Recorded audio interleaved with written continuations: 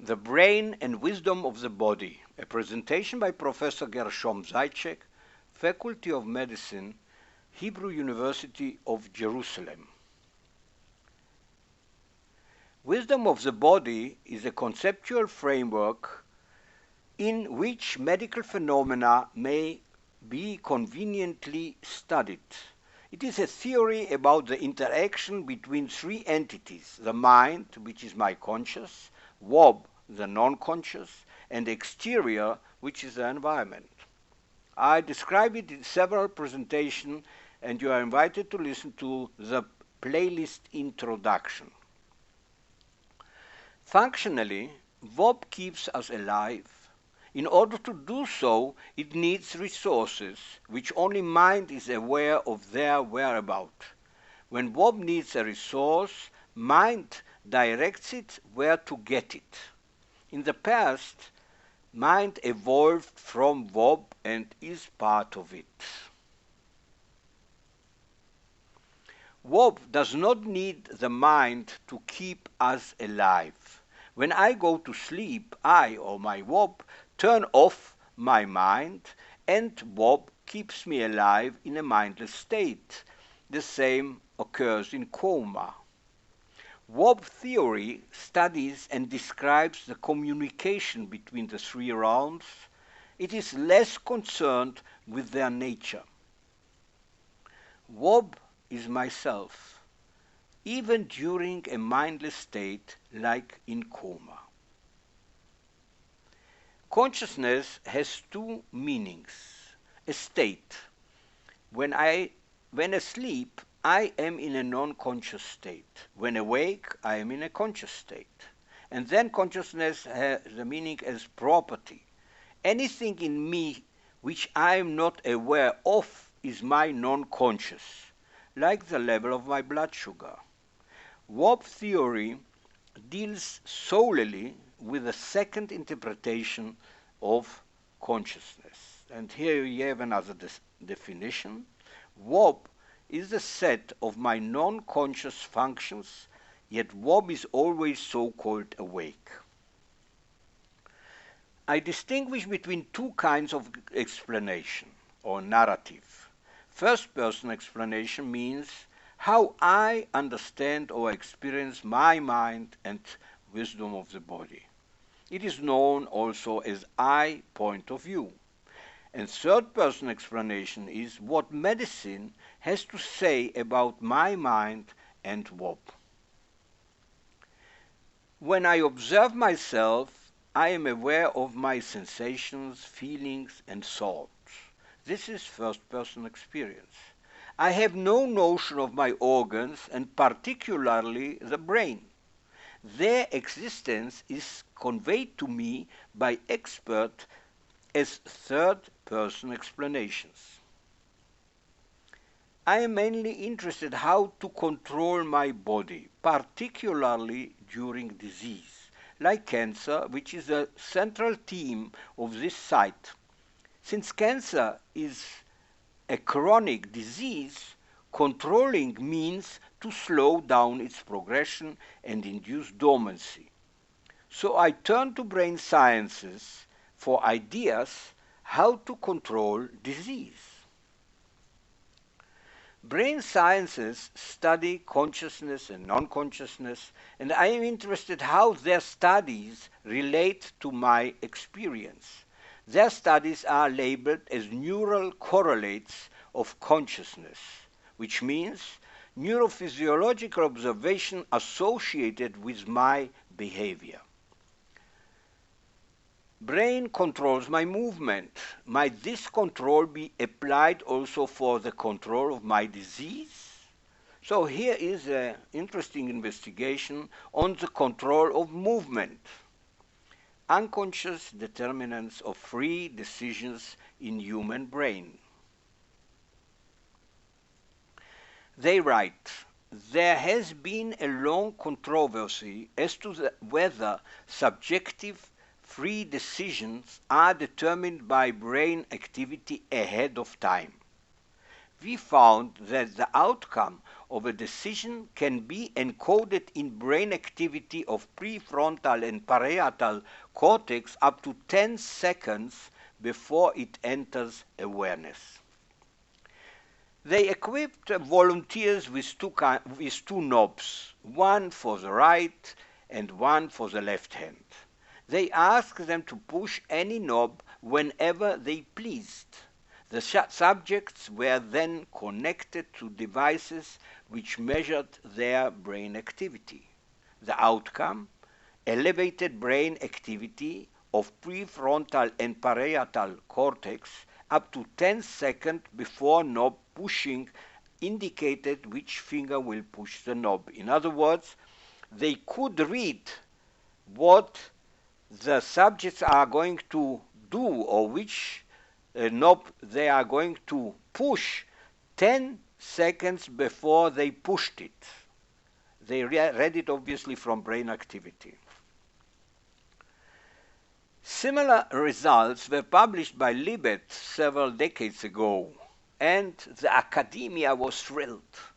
Philosophers got rid of free will. Theologians found that evil resides in our brain neurons, and ethicists wondered who is to blame when your neurons decide to kill your neighbors.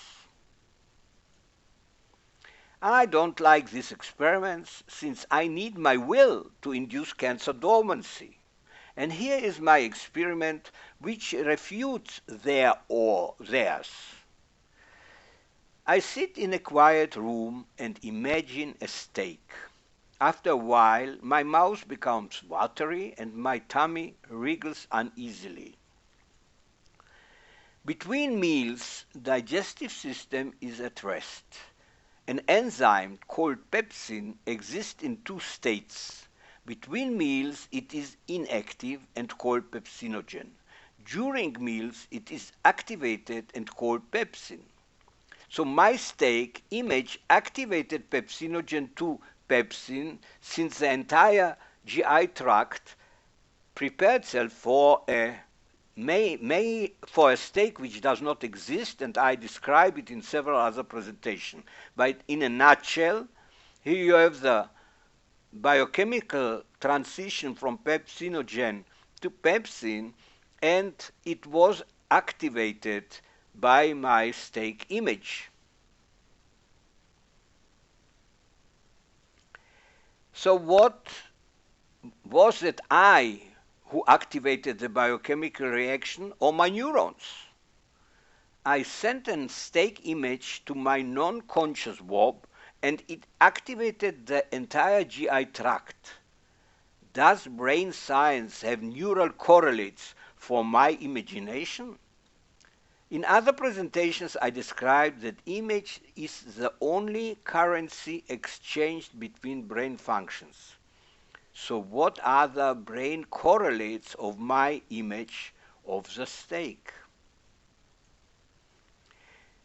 Listen to two excellent videos by Charlie Rose and his friends. One is the perceiving brain and one is the acting brain, and these two videos are the background of what I'm going to talk now.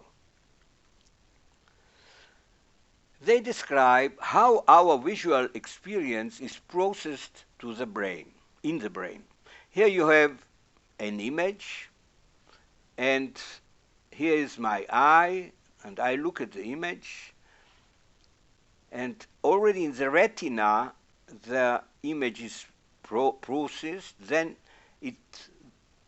the processed image is transmitted through nerves into the thalamus, from the thalamus to the occipital brain, and here you can see a change in neural activities when I observe this image. And these electrodes represent what the scientists measure.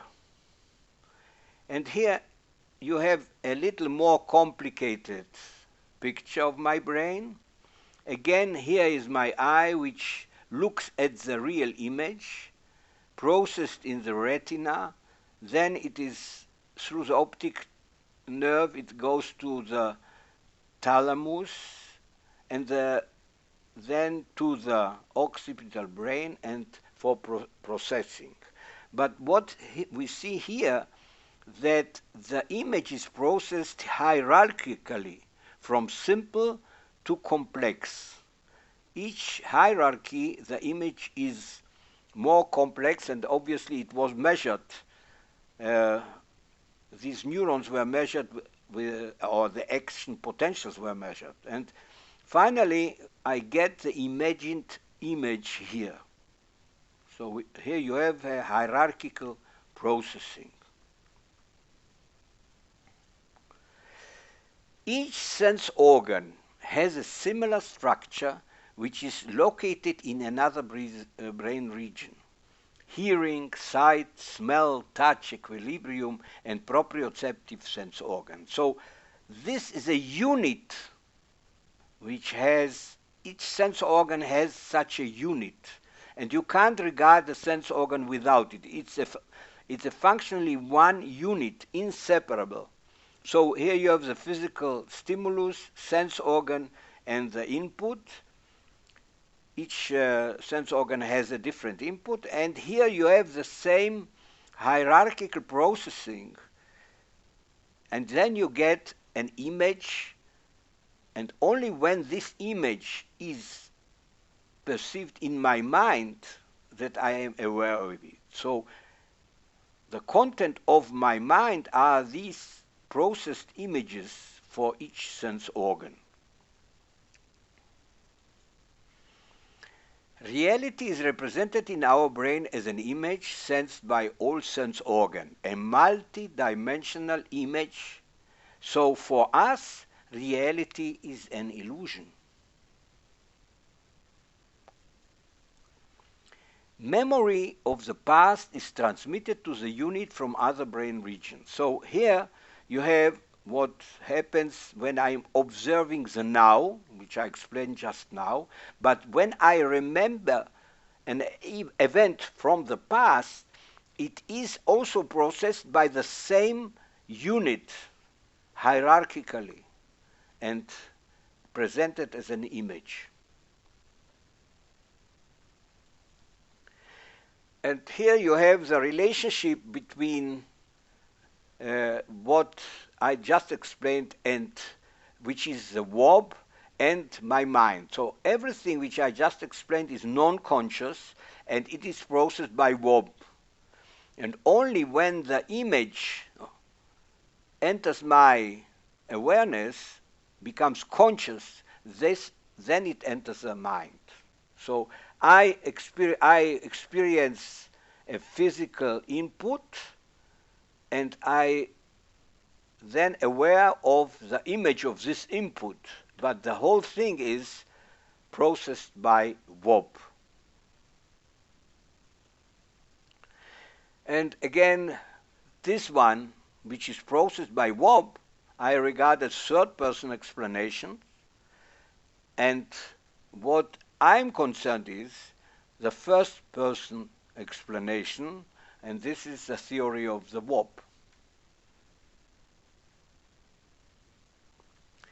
Neurophysiology knows how information flows in the CNS, but lacks any theory how it is controlled. But I may control it with my imagination in the same way as I activated the pepsinogen-pepsin transition. So there is something in neurosciences which does not explain. They don't know how this is controlled by imagining steak. So this is what WOB theory is about, conscious control of the non-conscious. And in this theory, image is the atom of this theory, and it is transmitted between mind and WOB. It is like the bit, which is an atom of the computer, and transmitted from one side of the computer to another side, only that image is far more complex than the simple bit of computer. Here is a simple scheme illustrating the messages between mind, WOB, and the exterior. Sense organs collect information from the environment and transmit them into two channels, one to the mind and other to the WOB. And mind converts sense information to an image, WOB converts sense information into a physical or chemical action. So here you have the scheme. We have the sense organs. These are converted into an image, and this is converted to a function, and the image is then transmitted from mind to WOB. Sensation of a sense organ is converted into a distinct image. It is remembered in the mind as an image. Usually we take image to be a picture. A melody is an image of a sound sequence. A smell of a steak or its taste are two distinct images of a steak. So image is more than a picture. You may regard it as a representation of sense. A law. I think in images, not only when daydreaming, but always. Reality is represented in the mind as an image. Image is the only brain currency. Whatever is exchanged between mind and WOB is an image. Mind continually sends images to WOB, which converts them into action. So here you have the image is the only message from mind to WOB. But note here that WOB does not communicate directly with the mind. There is a filter called verge, which seals off any direct messages from WOB and mind, and I describe it in other presentations. WOB messages are transmitted indirectly through special sense organs, like the proprioceptive. So this is how mind communicates directly and initiated function by WOB, and WOB responds to mind indirectly with special sense organs. So let's represent here the steak experiment. I seal off external sensation because I sit in a dark room and close my eyes, imagine the steak, and this image of the steak is a message to WOB to activate, among other, pepsinogen into pepsin. And then WOB sends me an indirect message that it really activated the GI tract by tummy rumbling. Otherwise, I wouldn't feel my peristalsis, for instance. But when I go to a restaurant and the waiter tells me, "Sir, your steak is ready," I get the same thing. This voice information is represented in my mind as an image, which is transmitted to WOB, and then he has to activate the pepsinogen to pepsin, otherwise I cannot digest the steak. Here is another example which will illustrate how the theory functions. WOB theory of reading. And I am referring to a book by Stanislav Dehaene, Reading in the Brain, The New Science of How We Read, and you have a nice video about this book. I shall now interpret reading in terms of WOB theory. When we first met our mother, we perceive her as a multi-dimensional abstract image which is stored as such in our memory. And thinking of her brings the image into our mind. And neural firing stands here for the neural correlates of mother of brain sciences. So this is my first encounter with my mother when I was a baby. So she simply hugged me, whatever she did to me. This is the multidimensional image of my mother. And whenever, even as a baby, I thought of my mother, I generated this image. And in both cases, brain sciences measured is with neuron firing, but I experience love. So this brain image of my mother is converted by WOB to love. So this is what happened when I was baby and first met my mother. Next, I associated mother's voice with her image, applying auto-associative conditioning. So whenever my mother told me, "I love you, my baby," her voice was included in the image of the mother, and together the entire multidimensional image activated again neuron firing and love to my mother. Next stage, when I learned to talk, mother urged me to say mother. It is a hetero-associative conditioning. Here you have, when my mother told me, say mother, so the mother in her voice was added to the multidimensional representation of mother in my mind and activated again neuron firing and love. But later on, when I went to school and I read mother, I was taught how to read mother, this text is now included in a multidimensional image of my mother and creates the same response like mother.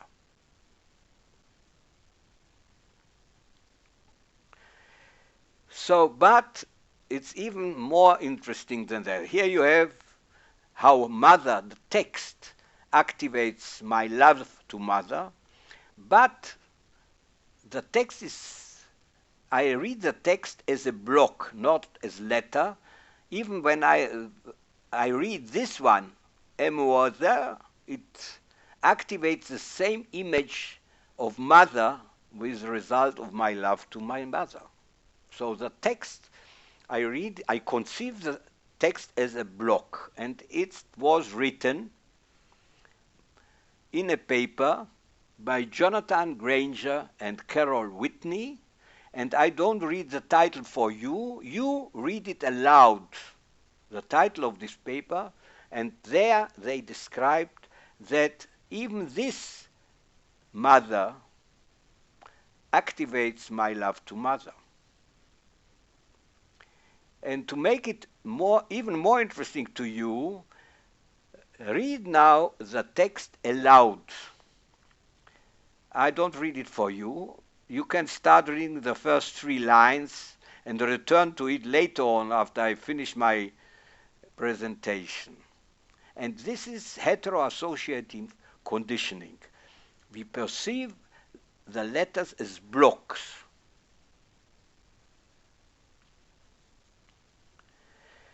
Then we read Vladimir Nabokov.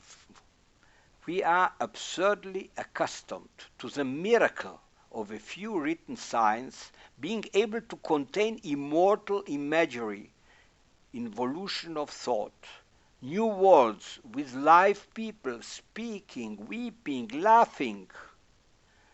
It's not a miracle.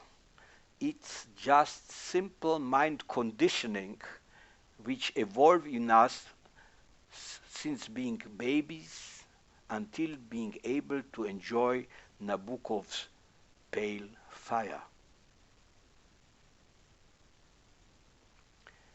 Next, I invite you to read Near-Death Experience and Wisdom of the Body, which applies WOB theory to explain near death experience.